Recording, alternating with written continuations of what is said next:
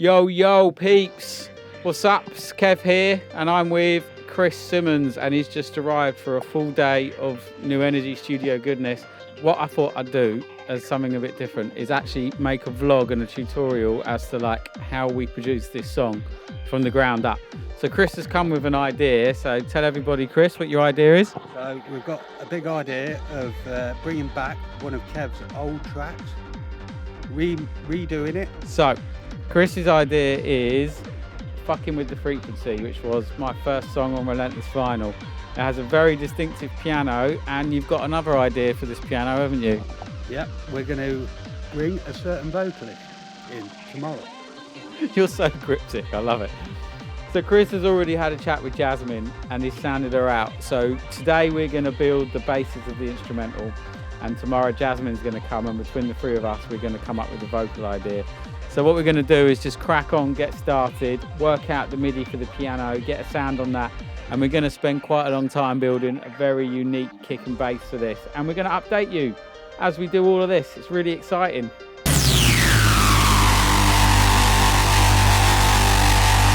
Okay, so we're making progress here. First thing we've done is we've got the piano riff from the original song, Fucking With The Frequency, which you can hear here.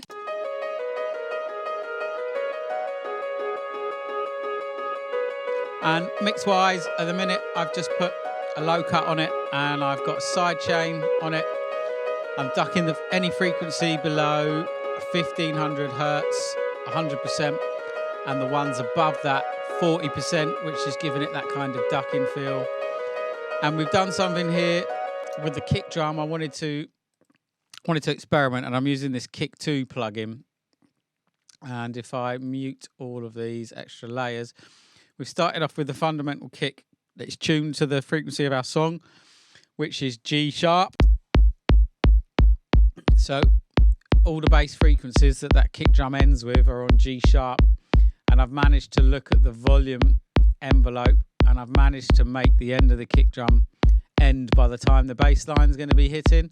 And we've got these extra layers on the kick, a little click, a bit of a distorted knock, and kind of like a gatey reverb sound. So we've got like a proper stompy but really tight punchy kick. And we've got a nice clap. Oh yeah, kick wise, I've put the LFO tool isn't doing anything, it's just an analyzer.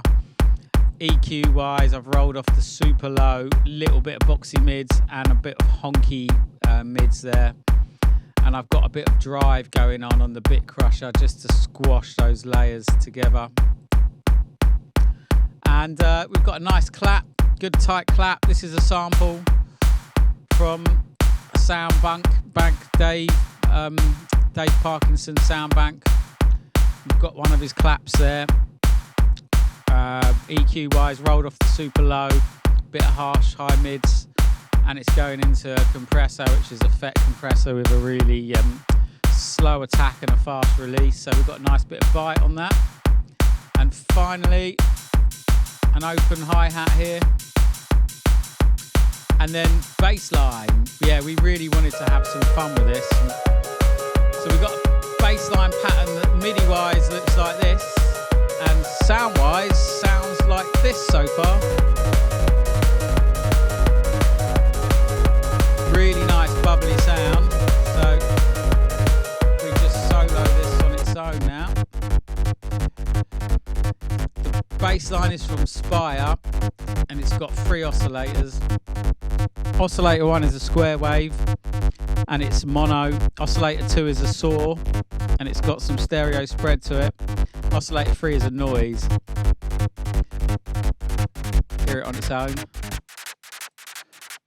And I've got all of these layers going to a filter envelope with a tiny bit of decay, so you got that bubbly feel.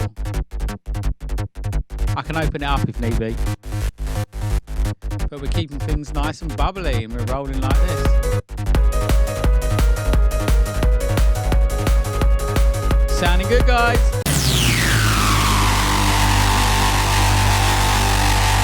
All right, so we've been having a lot of fun with this. Obviously, we've got this loop, which we showed you. So first thing was trying to think about what bass change could happen. around this part.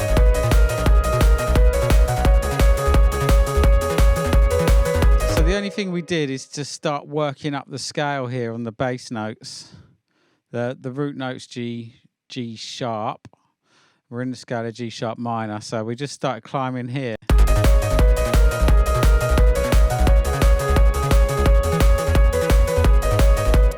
And that's really cool. It's just literally a 4-bar loop.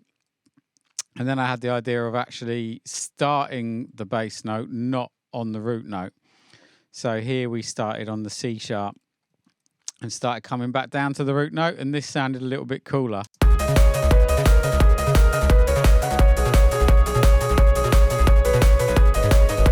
did a little jump at the end here. So I really like that. So then I got a pad and I played the actual chords that go with those bass tones. So the first chord was C sharp minor. Oh, let's take all my fancy stuff off it. I'll show you just the chord. And then it goes down to the B, and then down to the root note chord, the G sharp minor. So we put that in, but side chained it. In fact, no, turn the side chain off. We've had fun with a gate. This is infected mushroom. I'll get there in the end. It's their plug-in, and I've got a fast 16th gate here.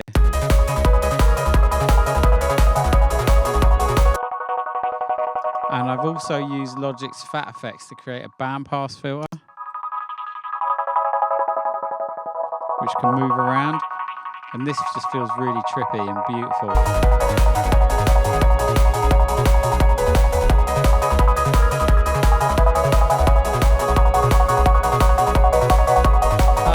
And then pretty much we decided we'd have to have an acid line.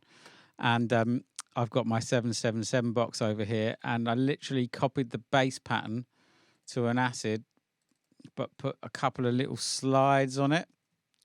So this note overlaps the bottom note and it creates like an acid slide. So I've got this amazing sound, which I have to audition coming back into the computer because it's an actual hardware synth. So let's have a listen to that.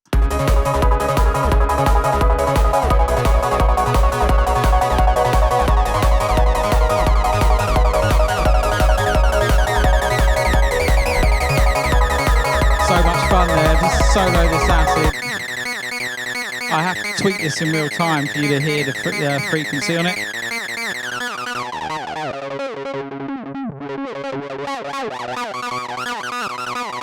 Lots of fun right there.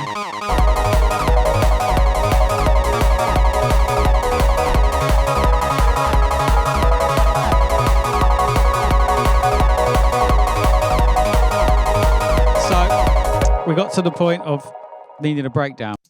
So we know what the key change is underneath the breakdown. And I just held a big long note with this synth BX Oberheisen. Can you tell it's German?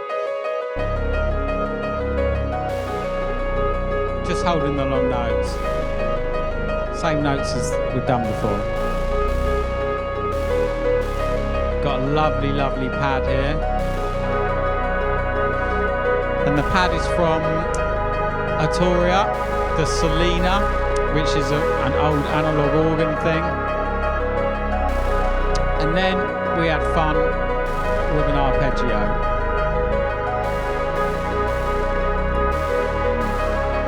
So to show you how we did the art, I wrote a melody that sounded like a hooky melody. And I didn't have all these extra notes in it. I wrote this melody here.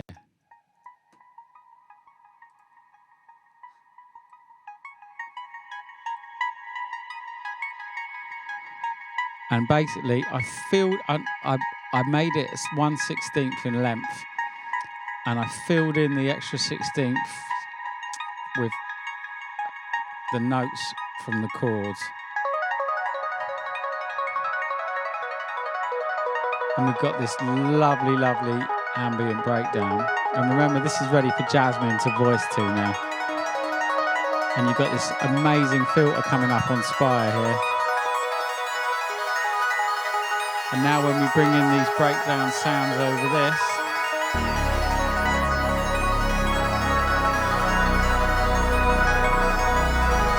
it's really nice.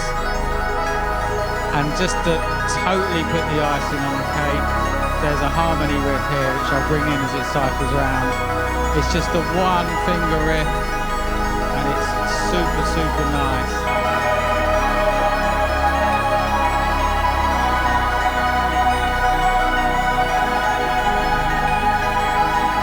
So we're just imagining, aren't we, Chris, what Jasmine can do behind all this. What can she do? And we're just experimenting at this stage with how we can kick in, whether we kick in with the ARP. So I've got the ARP here over the beat.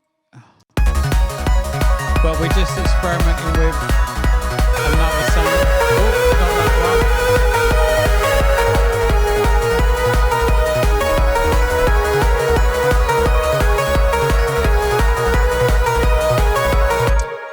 And now we're going to have lunch because we're hungry.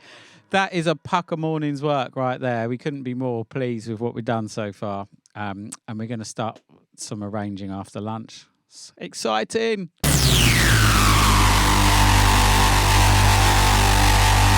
All right, peeps. So what we've been doing is just getting lost in music here in the breakdown. Basically, we've got this same 3 chords really going from the C, let's play the pad over there, C sharp minor to the B major to the G sharp minor, and really this whole music is around those 3 chords. We've got that mono voice riff, and what we've done here is just filtered all the sounds down. And as it filters down, our arpeggio starts to filter in.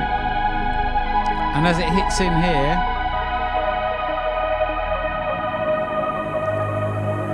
I've chucked in that lovely sample. And that is an Atmosphere sample from Dave Parkinson's sample pack. So yeah, I didn't sound design that, peeps. I dragged and dropped it. It's not about reinventing the wheel. So along comes Heaven with my arpeggio. Another Atmosphere. And the strings start to filter in. And then we've done a really cool section here with a breakbeat. Just enjoy this.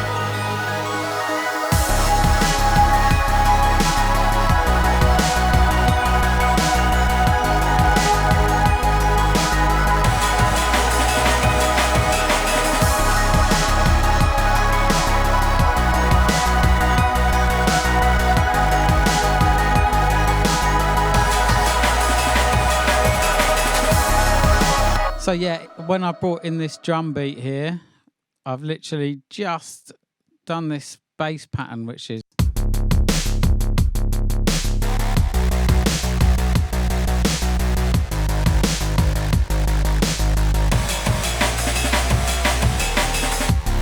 nice. And everything's on top of that. It's the same 3 chords working.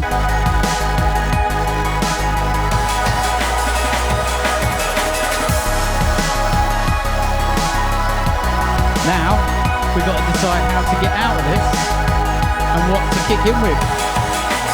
Who knows? We're going to just continue the journey.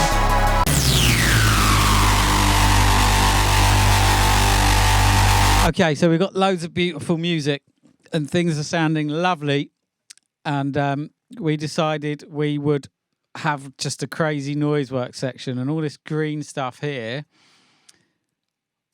What I've basically done up here, I've opened Massive and I've basically played one note in the root note of our song, G minor, G sharp, sorry, A minor. And I've held one note. Sometimes I put a pitch bend on it, sometimes I haven't. And I've gone through a load of different Massive patches. some of them with some wobbles on them, some of them just straight up synths. And what I've done is I've bounced them out as audio. And I've bounced out quite a few, as you can see, all these different green shapes here. And I've chopped the bits out of them that I like. Some of them I put gates on. Most of them I've put extra distortion on. And some of them I've put some of Logic's step effects on. And what I've got is an 8-bar loop of noise work, which on its own sounds like this.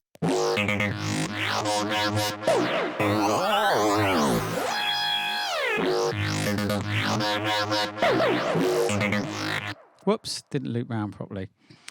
And over the beat, it sounds like this. Or even like this.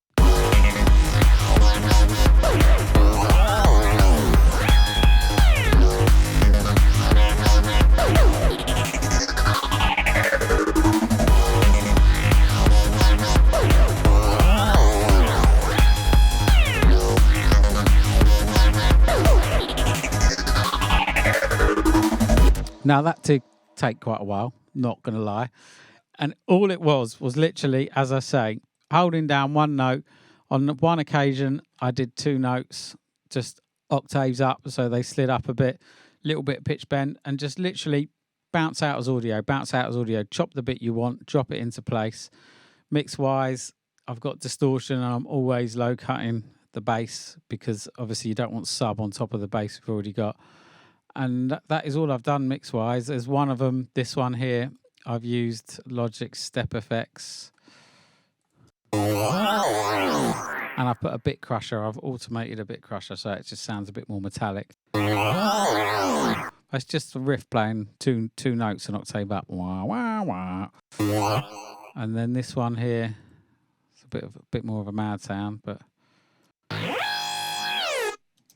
the synth itself had pitch automation on it.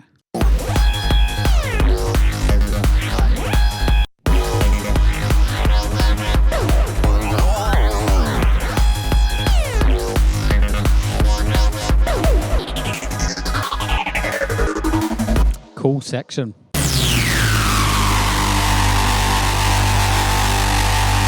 Okay, things are moving on really nicely here. So we experimented coming out of our breakdown.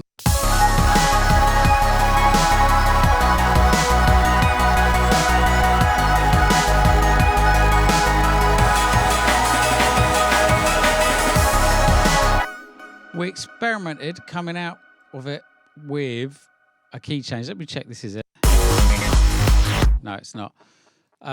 We basically accentuated the main riffs, the main riff in the ARP, and tried kicking in with like a musical trancey thing.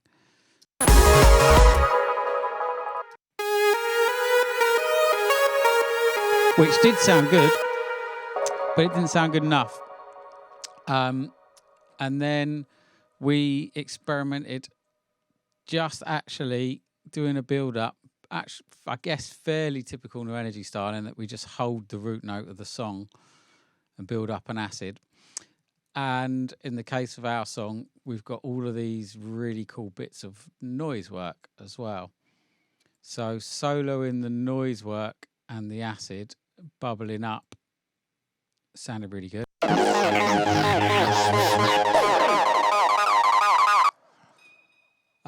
However, in fact, actually, when we kicked in and it was just kicking in with the acid on one note, on the G sharp note, it was really cool. But I spent quite some time messing around creating a really dark, disgusting riff, basically by going into Contact, opening up Heaviosity Gravity, which is a super expensive like cinematic synth that I've got. And part of this synth is these things called tonal regressive, and each note you hold down does some pretty mad stuff. You can't play riffs with it. Each one is on one note. You can change the notice on by holding a note below the 0 octave. But these are meant as like transitions for movie stings and stuff. Anyway, we found our 3 favourite ones of these and just sampled them in as an audio file. Listen to this one. Wow. Anyway, we got our 3 favourite ones, put them in as an audio file and put them into sampler. And I've got 3 sample instruments here.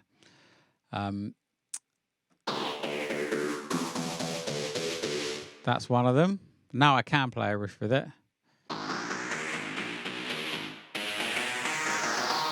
That's the other one. And this is another one. And I've actually put them all on top of each other and layered them.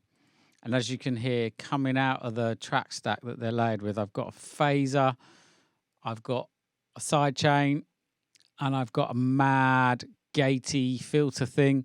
Not all of them are on at once, but basically we've got this riff. Here we go. This is the riff.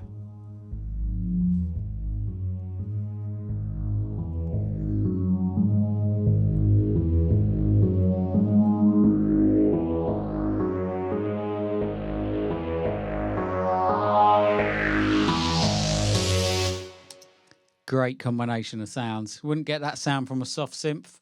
It's just resampling noises, basically, turn them into sampler instrument.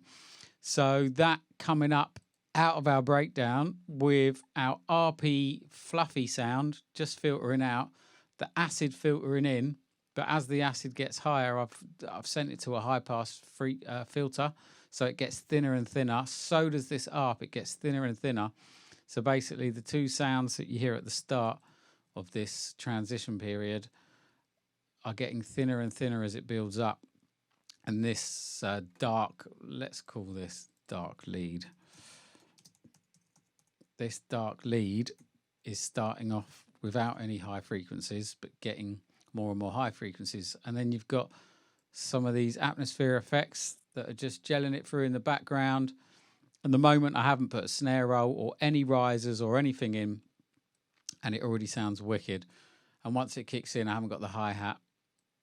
And then after 16 bars, I insert another effect on this bus, which is this filter freak, which is doing a mad gatey 16ths thing. And at the same time, this fat effects will come on, which has got a bandpass. And I've moved that bandpass around. And I can tell you exactly what I've done, but you can just have a listen for yourselves if you want. It's a proper New Energy style transition. Sounds really good. Still not even mixed yet, but sounding great.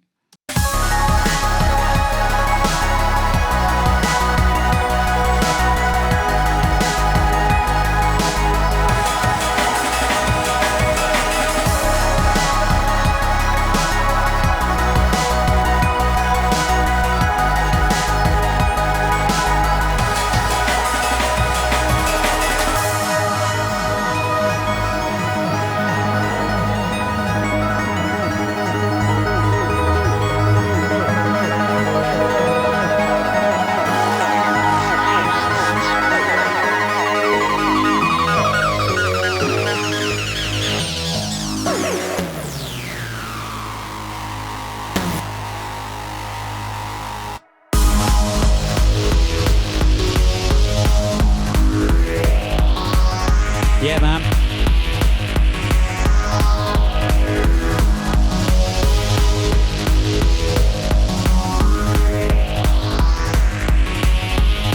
And then we switch it up here.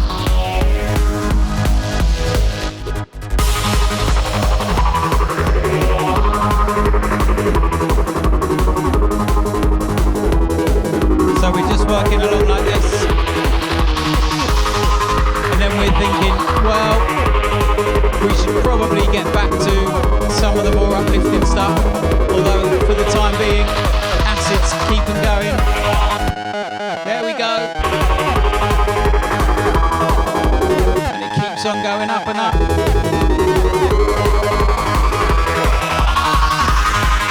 And then we go back into our bass change and the more uplifting sounds.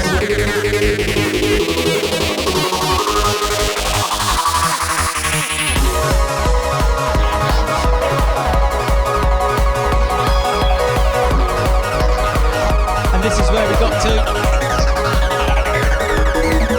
We're remembering that Jasmine's coming in to sing.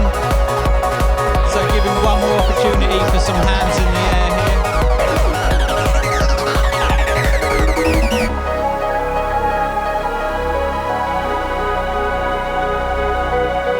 Really good. I wonder what Jasmine will sing. And then, I don't know, we've got to think about a drum out now. So I put one of these dark sounds, which I just love. Oh yeah.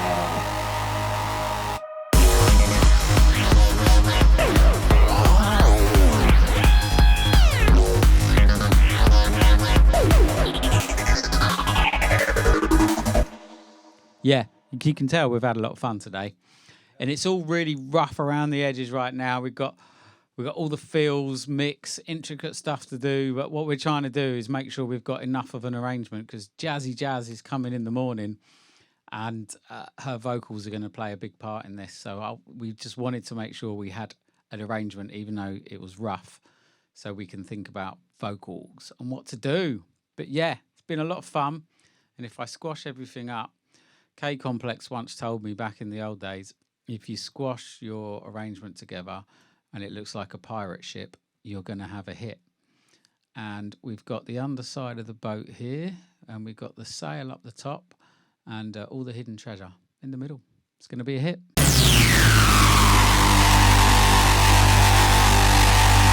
Yo, Jazzy Jazz is in the house. Ooh, hello. Chris, you have a good night's kip? Not really, but It's too exciting to sleep when you've spent a whole day. I gave Chris some advice, honestly, Pete. So no shit. I told him to watch some Brian Cox or David Attenborough, because when you've worked, that's what I said. When you worked on Freeform all day and you're really excited and you're proper into it, the worst thing you can do is just go home and keep listening to the song over and over again, because you're not going to sleep. Your brain's just like, wow, dun, dun, dun, dun, dun. But obviously the moment was still too exciting, yeah? yeah, it was, yeah. So Jasmine literally got sent this at the end of our session last night. She's had an evening to write for it. Only a few hours because I went to bed early. She's a good girl. So what we're going to do is put Jazz in the booth and have a listen to what she's done. I have thought of some vocal lines as well. And if everyone's lucky, I shall wail badly at everyone for a microphone. Everyone will laugh at me. Then Jasmine will replicate what I did and it will sound amazing. And You should be a singer. nah, You are really good. I'm not. I'm only joking. She's bullshitting. So yeah, today is about capturing Jasmine's hook, and then once we've got the vocals in, we're going to produce them and we're going to look at all the fills and all that intricate goodness that we didn't get to do yesterday. But there's one thing for sure, we are 100% happy and committed to the structure and what's happening in this song. Yeah, Yeah, we are. Yeah. cool. 100%. Onwards and upwards.